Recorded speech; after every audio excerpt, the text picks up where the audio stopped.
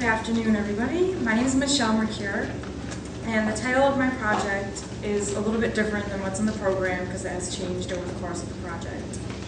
It's the bad girl turned feminist, the femme fatale's performance of theory. Picture the talented actress Elizabeth Scott playing the role of the murderous femme fatale Jane Palmer in Byron Haskin's 1949 film Too Late for Tears.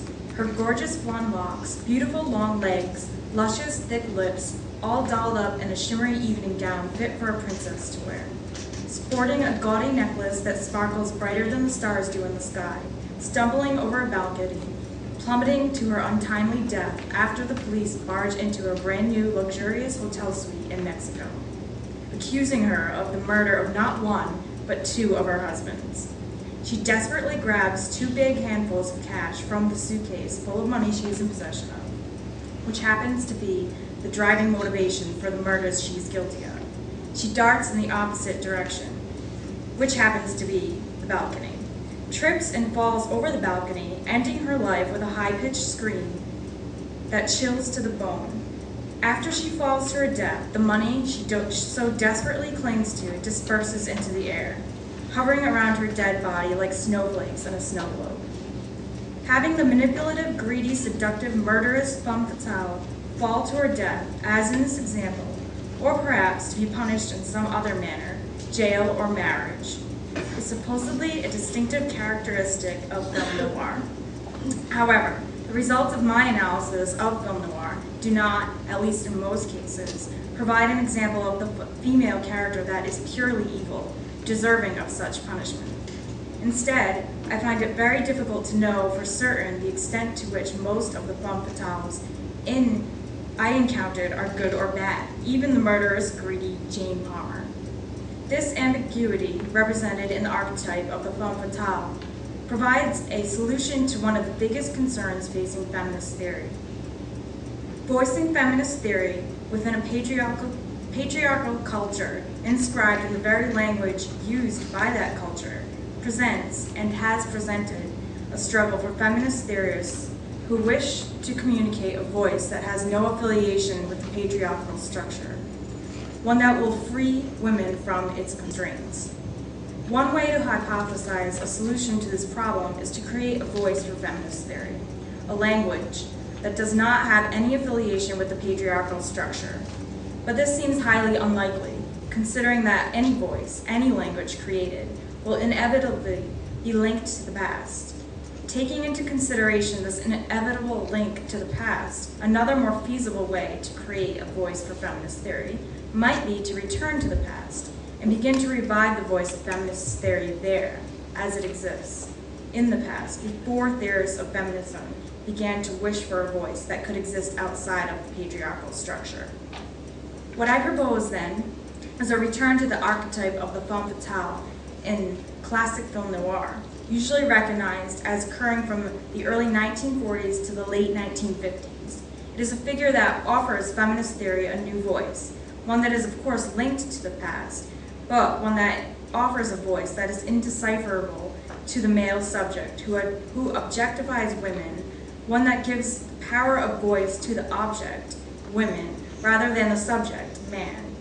In her attempt to find a language suitable for feminist theory that is more powerful than the male voice of the patriarchal structure, offered by the phallocentric discourse of psychoanalysis, Jane Gallup, in her theoretical piece, The Daughter's Seduction, Feminism and Psychoanalysis, suggests using ambiguity as a tool for feminist theory. She suggests that if women retain their ambiguous status, instead of contesting or conversing with the language of the patriarchal structure, then women will have created their own unique language, one that is not linked with the patriarchal structure or psychoanalysis, not even understood by it. If Gallup's claim that ambiguity offers a voice for feminist theory is correct, then a return to the past, to the archetype of a femme fatale in classic film noir, offers the best example of how to use that voice. Essentially, the femme fatale of the past practices feminism by communicating through ambiguity a new voice, a new language, one that does exist within the patriarchal structure, but one that remains just indecipherable to it.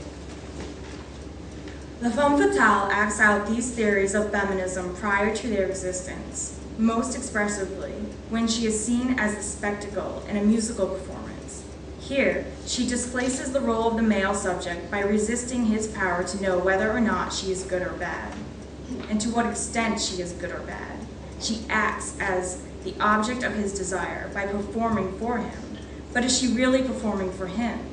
This seems to be the question most film noirs cannot answer, and by not answering it, they allow both the male protagonist and the viewer to become uncertain as to what their role actually is, subject or object. This confusion that the femme fatale provides for the male protagonist and the viewer is her way of not openly contesting the patriarchal structure or an attempt to converse with it. Instead, it is her way of speaking from within the patriarchal structure without letting it understand her meaning, the creation of a new voice, a new language. By focusing specifically on 4 classic film noirs, Gilda by Charles Vidor, The Big Sleep by Howard Hawks, Dead Reckoning by John Cromwell, and This Gun for Hire by Frank Tuttle, specifically looking at the musical performances of the femme fatales in these 4 films, at how they use both their image as object for the male subject and the language offered to them by the patriarchal structure, language that announces itself in the very lyrics sung by these women.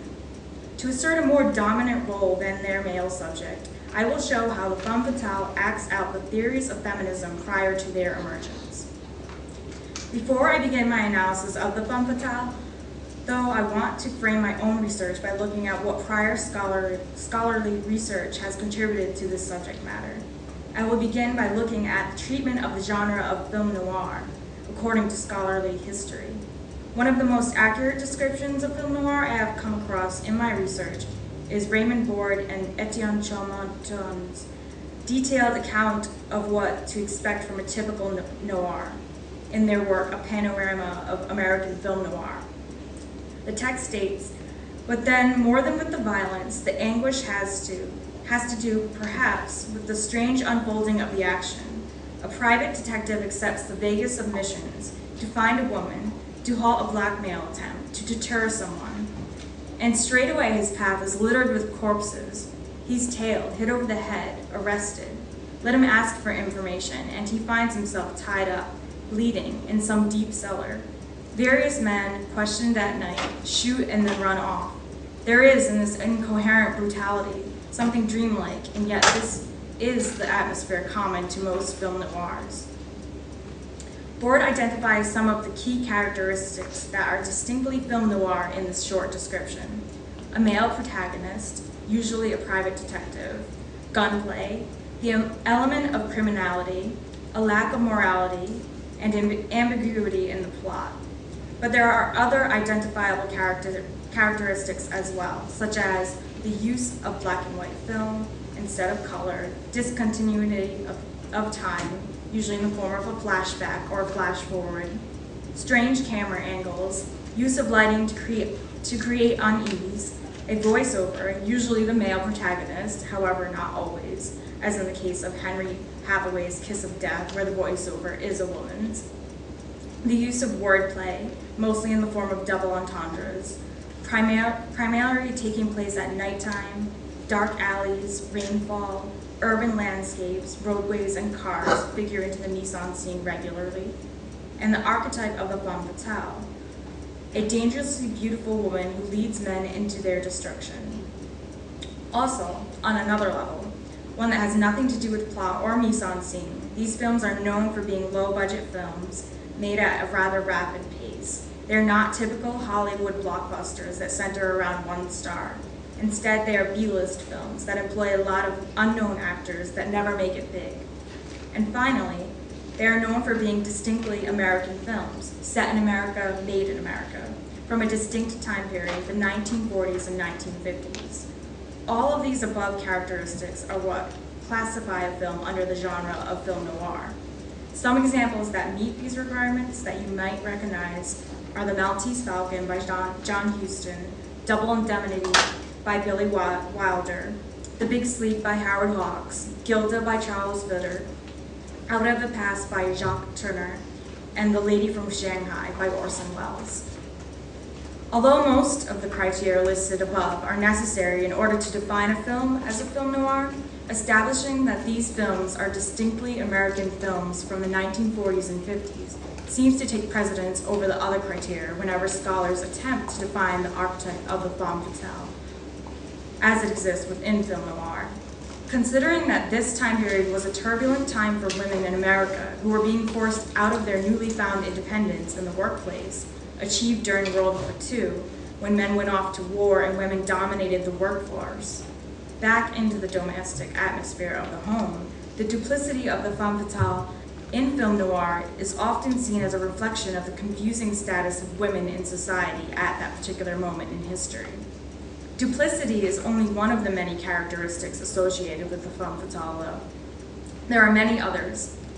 Long, sexy legs that often dominate the frame, thick, luscious lips, gorgeous wavy hair, usually light brown or blonde in color, that frames her face perfectly, and her attire is often very flashy, fur shawls and coats, long gloves that extend to the elbows, evening gowns that shimmer and sparkle, clothing that reveals her long, sexy legs, her cleavage, or her arms, backs, and shoulders.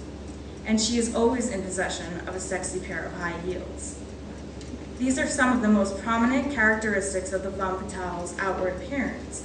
Some other characteristics that define the femme fatale is a strive for independence, which often correlates with her greediness, a low, husky voice, often monotone, very cold and unfeeling.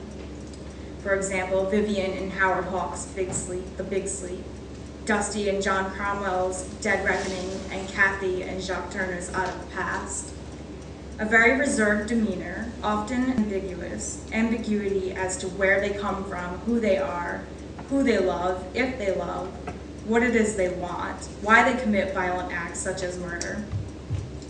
And she is constantly seen lying, often seen playing the helpless victim, as in the words of Sam Spade in The Maltese Falcon, the schoolgirl act. Often seen smoking, vainly looking at her own reflection in a mirror, as in the example of Sherry and Stanley Kubrick's The Killing, Debbie in Fritz Lang's The Big Heat, and Cora in Take Our Nets, The Postman Always Rings Twice.